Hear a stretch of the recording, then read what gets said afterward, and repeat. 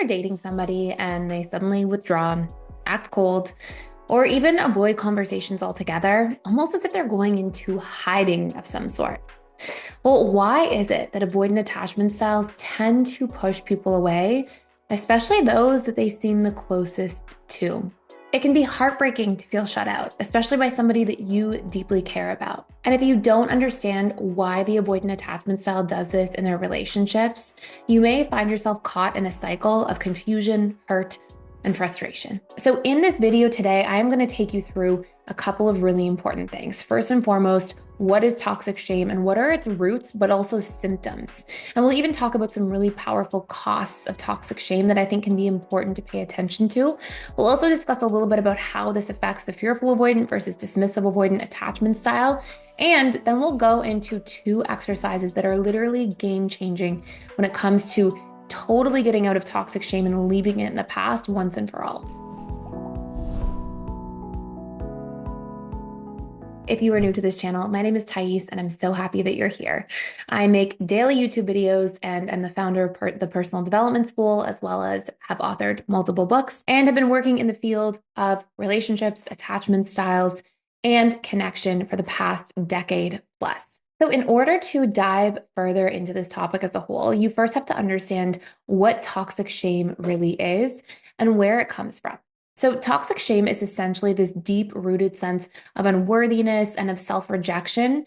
And it really has to do with somebody feeling like they are fundamentally flawed or broken at the core. And a lot of secure people grow up in households where they are taught things like, oh, your behavior was not good or it was unhealthy, rather than because you had an unhealthy behavior, you at your core are fundamentally flawed or broken. So for example, if you grew up in a household where you were taught that you did something bad when you make a mistake, like maybe as a young child, you scribbled all over your textbooks and you got in trouble. Your parents might say to you, hey, that's not good. That behavior is not healthy. But in a household that tends to promote or help develop toxic shame, unfortunately, you'll usually see that the child is told that they are bad. You did that and you are bad. And funnily enough, because our subconscious mind and who we come to think of ourselves to be is so deeply conditioned through repetition and emotion, the repeated messaging of that actually fires and wires neural pathways that cause an individual to feel like they are fundamentally flawed at their core. And often, because children tend to personalize everything already, it causes this individual to grow up thinking that other people, when they get too close to me, will in fact come to see that I am flawed or broken deep down. There can be other deep roots for what causes toxic shame, but I also want you to know that toxic shame, unfortunately, tends to also lead to other feelings of humiliation very easily, feelings of inadequacy, and even feelings of self-loathing that can be very profound for an individual. So some of the other roots that can cause toxic shame also include things like a tremendous amount of neglect in the household growing up. And the reason being that a child, when they grow up in a household where they are wired for attunement and connection and yet cannot seem to get their needs met by their parents or caregivers, they can't understand that, oh, my parents are emotionally unavailable. So they personalize this deeply and they think, okay, I am getting neglected because something must be fundamentally flawed or broken within me at my core. And of course, we can have other honorable mentions that can cause a tremendous amount of toxic shame that include things like consistent trauma, abuse trauma of different types, of course, physical, mental, emotional, verbal, and sexual abuse. And all of these things cause a child, unfortunately, to feel like something is deeply wrong within them.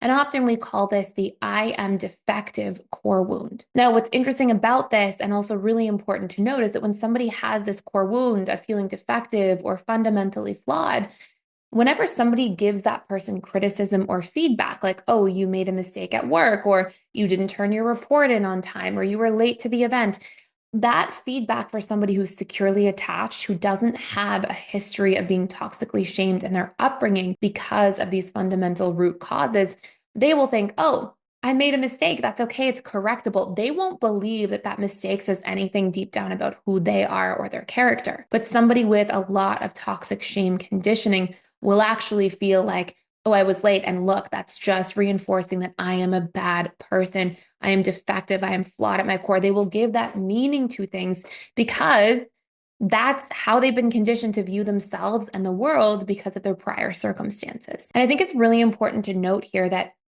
Consciously, we may be able to evaluate some of these things and know better, but subconsciously, it's really your subconscious mind that makes up 95 to 97% of your beliefs, thoughts, emotions, and actions. That's according to Harvard Business Review. And only 3 to 5% of our conscious mind is actually responsible for how we perceive the world, how we feel about ourselves, what we believe, and the decisions we make accordingly. So this can drive some major behaviors. When somebody's carrying a lot of toxic shame, some of the symptoms or behaviors you'll tend to see is that somebody may deactivate really strongly. Often shame is the emotion that makes somebody want to run and hide. And so if you feel like you are shameful at your core, you're probably not going to want to let people in to see you. And so you can imagine how, because this tends to be so common for honestly, both dismissive avoidant and fearful avoidant attachment styles, you'll tend to see that there can be a lot of deactivation. If somebody feels like they make a mistake, or even if they feel like they're just going to be seen too much by somebody else, there can be this inner dialogue or belief, like if I let people get too close and see me, they are going to in turn find out that I am fundamentally flawed or broken at my core, and I can't let that happen. So I need to keep people at an arm's length. So you may see a lot of deactivation, a lot of strong demand and need for privacy or space, and really not letting somebody in too much, at least for a very long time, to your private space. And of course, because toxic shame is such a painful thing to carry, you may see addictive patterns. You may also see variations of somebody becoming a perfectionist, where somebody can feel like, okay, I have to do everything absolutely perfectly so I don't get seen as shameful and broken. And that can also lead in certain cases, especially with more fearful avoidant attachment styles rather than just dismissive avoidant attachment styles, to a lot of people pleasing. Somebody can be like, I can't do anything wrong and I need people to see me as perfect so that they don't see that I make a mistake and then find out that I'm shameful. And in fact, you can actually see that somebody who's carrying a lot of toxic shame tends to go out of their way to not really share things they truly feel vulnerable about. And that's very common for our fearful avoidance, but with our dismissive avoidance, they may not even want to see themselves. They may even go to great lengths to avoid seeing and feeling their own emotions, because seeing their own emotions can be something that feels far too confronting, especially if a dismissive avoidant comes to believe that their emotions and feelings are, of course, yet again, defective. So there tends to be these really deep core wounds that go with toxic shame. The biggest one by far is I am defective, which is another way of saying I am fundamentally flawed or broken. But also individuals who grow up in an environment where there's a lot of toxic shame may feel also like they are bad or they are unworthy, again, at their core, not their behaviors, not, oh, I'm a human being and I made a mistake and that wasn't the best thing to do. No. I made a mistake, and that further reinforces this idea that deep down I feel about myself that I am bad, I am unworthy, or I'm defective, AKA broken. So you'll see that a lot of times individuals with a lot of toxic shame end up going to very great lengths to keep people at bay and to often isolate. And as a result of this toxic shame, you may see a lot of costs. And what I mean by costs are when somebody's carrying these deeply internal core wounds, a lot of painful things will come with these things.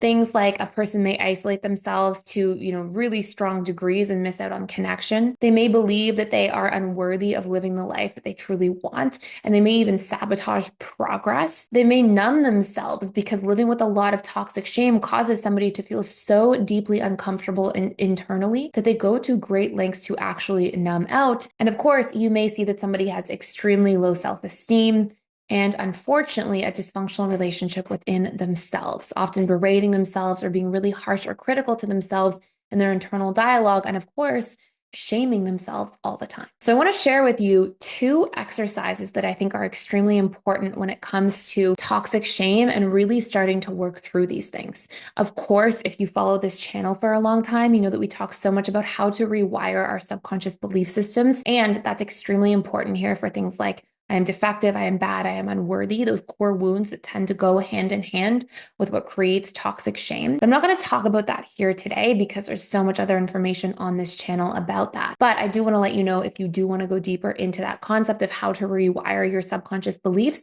I will put a fully free opportunity down below to check out a course that goes into that again, you will get full access to for free for a limited time. So here's the first exercise. And to illustrate this exercise, I want to share with you a story of a client that I had years ago. So this client that I had, let's call this client that I had Joe.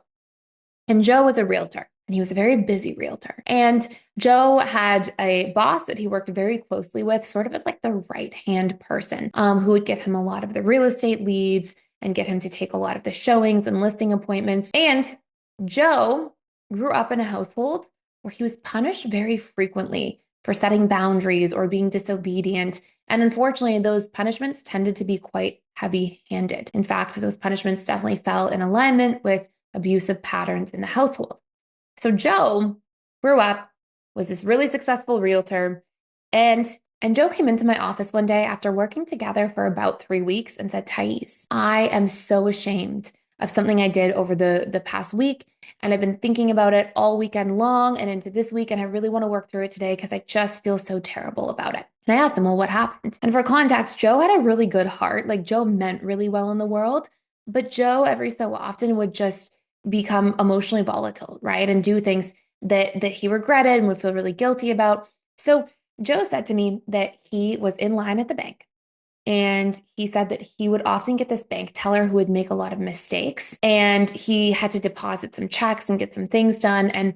And he was under the gun. Like he literally had another listing appointment to go to. It was this really important one that his boss gave to him and he couldn't be late, but he had to deposit these checks by this deadline. And he was just feeling really stressed out. So he's waiting in line at the bank.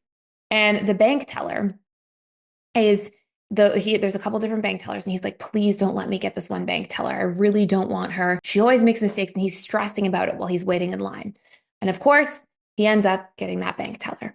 And of course, as he's depositing these different checks and trying to do these different things, she ends up making a whole bunch of mistakes and she has to redo it. And it's taking this really long time. And he's about to be late to this really important listing appointment. And he says that at that moment in time, when he realized he was going to be late, he flipped out and he said to her, hey, you should probably get another job because this isn't a good one for you. You're not good at this one, something along those lines. And he said that she felt embarrassed and then he felt ashamed for speaking like that. And he finished doing everything, got out of the bank as quickly as possible, and then beat himself up for days afterwards. So I asked him, I said, did you go back and talk to the bank teller? And he said, no, I'm never going back into that bank again. I'm so ashamed of myself. And I said, oh, so you didn't like apologize or say anything like that? He's like, no, I'll never go back there. I feel terrible. And what this highlights here is that often when we feel ashamed, we don't take accountability. We're not shaming ourselves into getting better. Often because we grew up in a system of punishment reward where you would get punished for doing things wrong and then rewarded for doing things right. Oftentimes we think we have to punish ourselves into improving. But just because that was the system of conditioning you grew up in doesn't make that the most functional system that exists, especially as an adult. And so he was punishing himself, beating himself up in his internal dialogue all weekend, all throughout the early part of the week. And if you pay close attention, when you're shaming yourself, you actually go into this kind of narcissistic story of me, me, me. You're like, oh, me, I'm bad, I'm this, I'm that. And it often prevents you from actually being able to take accountability when it comes to your actions and behaviors. But most importantly, you lose out on understanding root cause so that you can prevent it from happening again. So this is what I did with him. So he sat in my office that day and I said to him, okay, let's work for a second on just identifying the root cause here of what led to this happening. And what we realized is that he grew up being so scared of ever setting boundaries with anybody because he was punished so severely as a child for setting boundaries that he would say yes to everybody. He was terrified of saying no, and that would lead him to taking so much on and being completely overwhelmed and constantly under pressure, which of course you can only take for so long before that comes out in not so healthy ways. And so we realized until he course corrects for his boundaries, he's going to keep being in this position. So by working through and working on setting better boundaries, he wasn't going to be in this impatient, overwhelmed, under pressure state of mind so often, which is going to help prevent him from saying harsh things like that to people when he's under so much stress. The second thing is I actually asked him, can you have a little bit of compassion for yourself instead of beating yourself up like crazy? We know you messed up. We know you made a mistake, but beating yourself up for the last 5 days doesn't help anything. Can you have a little bit of compassion for yourself for, hey, you were once that little child who got severely punished for not having boundaries. And so that's where this is coming from. It's coming from this deeply wounded place all the way back in childhood. And understanding that can allow you to have a little bit of compassion for yourself before we move into taking accountability. And once he was able to just let off the gas so hard of beating himself up and just take a step back, even though he only had a small bit of compassion for himself in that moment, that actually opened a window of opportunity for him to be able to realize, okay, I'm not this terrible person that can never show my face again in the bank. I actually am a human. I made a poor mistake, feel really badly about it. And now I have room to take accountability. And this is the third step in this exercise, which is be able to actually course correct for that mistake. And what he did is he went into the bank the next morning and actually said, hey, I'm so sorry. I apologize for my behavior. That wasn't right. And this exercise is called ICA.